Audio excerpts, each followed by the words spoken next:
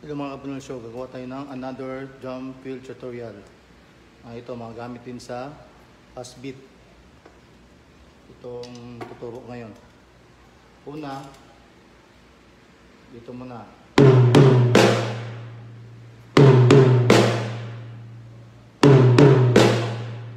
Susundan natin sa pangalawa.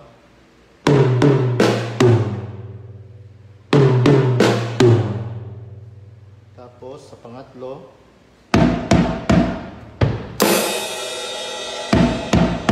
kick.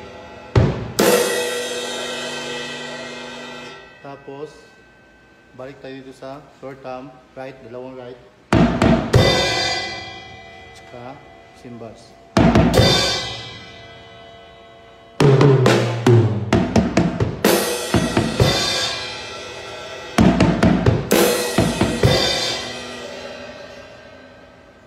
So,